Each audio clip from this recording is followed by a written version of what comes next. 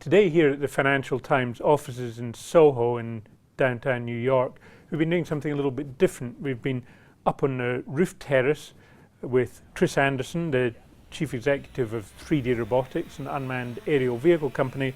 Can you tell us a little bit about what we learnt by messing around with things there, other than just having a bit of fun? Yeah, so you were using a Pebble smartwatch, although you could have been using an Android as well.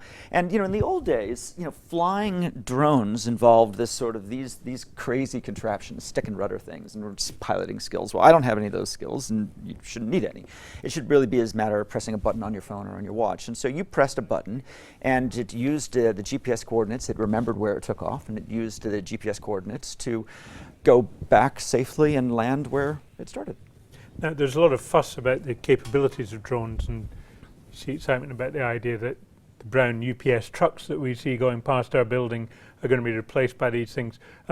What are the actual practical uses for something like this in your view? Yeah, I think that the delivery vision is quite a ways off. Today, almost all drones are consumer drones, which is to say they're basically sold recreationally to people carrying cameras, largely GoPro cameras in the air. It's part of the sort of the personal videography boom, YouTube, GoPro drones.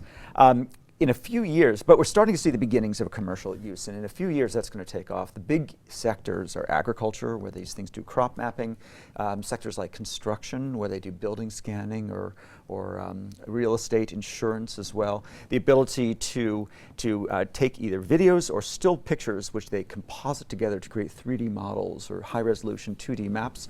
That's something that's very hard to do with a manned pilot. The satellites are too high. Manned aircraft are too expensive, and a drone's the exact right way to get a camera maybe 100 feet off the ground on a very precision path in a way that cloud software can stitch together all these images and create a map or composite that you could never get from a satellite alone. Now, you were noticeably nervous about exactly where we were going to fly because there are regulatory issues about drones. Can you tell us a little bit about what the rules surrounding these things are, and Sure. how that's holding things back? Yeah, well, it's not holding things back for consumers. Consumers fall under what's called a recreational exemption.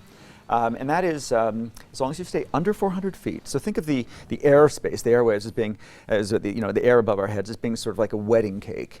There's 400 feet, and that's kites and model airplanes and things like that. Then there's a buffer of about 600 feet, and then sort of manned aircraft begins at 1,000 feet up. And so you just you have to stay out of the way of manned aircraft. You also have to stay within visual line of sight, so that a pilot can be in command. Now, that doesn't mean that I'm actually flying it. It means that were there any issues, any obstructions, a helicopter came, that my responsibility is to keep my eyes on it and bring it back home. And there's, we need to stay away from built-up areas. So in this case, we were on your roof terrace in your own space, but I wouldn't be doing it on the streets of Manhattan. What kind of applications have people been putting your things to so far? What's the most entertaining application you've come across so far? My favorite application is for wildlife conservation for the California condor. It's an endangered species. It turns out that it really belongs down south in Baja, California, but it's been moving up north because of the ranchers and dead cows. Basically, these condors go where where cows die. And what you want to do is you want to encourage them to go down. Now, it turns out that the conservationists have learned to basically create a breadcrumb trail of dead cows leading them down south. But you need to space the cows, 20 miles apart. And how does the condor know that there's a dead cow 20 miles away? The answer is that they look for columns of circling birds.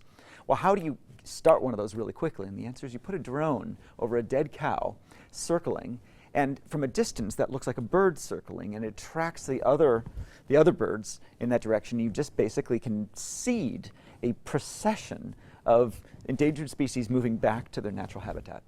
Well, that's a fantastic story to end with there, Chris. I had thought at first that this looked a little bit like an angry insect, but I now realise it looks like just the world's strangest bird of prey. Thank you very much for being with us. It's been a pleasure having you. Thank you so much.